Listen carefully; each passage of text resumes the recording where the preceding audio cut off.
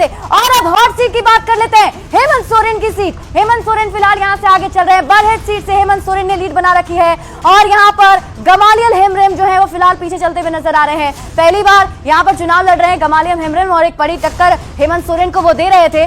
पहले इस बार के चुनाव में पूछा भी जा रहा था कि हेमंत सोरेन के सामने कौन खड़ा होगा, ये भी एक बड़ा मुद्दा उस वक्त बना हुआ था। फिर इसके बाद प्रत्याशी उतारे गए और देखिए फिलहाल हेमंत सोरेन जो है लीड बना रखे हैं। महेशपुर की सीट की बात कर लेते हैं। नवनीत अंथोनी हेम्ब्रम जो है बीजेपी के प्रत्याशी भी चल रहे हैं। यहां से स्टीफन मरांडी ने लीड बना रखी है। स्टीफन मरांडी फिलहाल महेशपुर सीट से आगे चलते हुए नजर आ रहे हैं। इसके साथ ही आगे बात करेंगे, बरहेट से सीएम हेमंत सोरेन आगे चल रहे हैं। सबसे ज्यादा हॉट सीट मुख्यमंत्री की सीट है। मुख्यमंत्री हेमंत सोरेन पर सबकी नजर भी है। फिलहाल मुख्यमंत्री के लिए अच्छी खबर ये कि उन्होंने लीड अभी बना रखी है। शुरुआती रुझान में जो उनका आंकड़ा है वो आगे बढ़ रहा है। इसी बीच हम आपको बड़ी खबर बता दें, 13 सीट पर एनडीए के जो प्रत्याशी है वो आगे चल रहे हैं। 13 सीट पर एनडीए के प्रत्याशी आगे और इसे कहीं ना कहीं अच्छा संकेत जरूर एनडीए के लिए माना जाएगा। हम एक बार फिर से आपसे रिएक्शन लेंगे, क्या लग रहा है इस बार?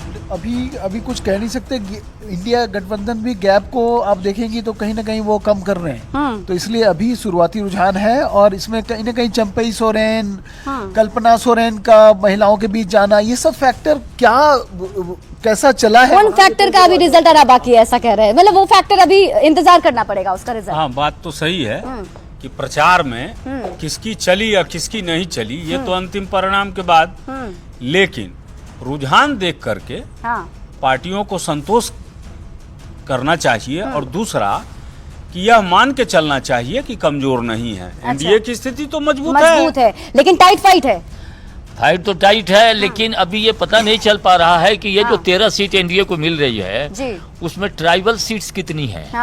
मेन सवाल वहाँ ये है कि अगर वो ट्राइबल सीट्स में एनडीए गठबंधन डबल डिजिट लेकर के आया, यानी 28 सीटें हैं, 2 सीटें जीती थी,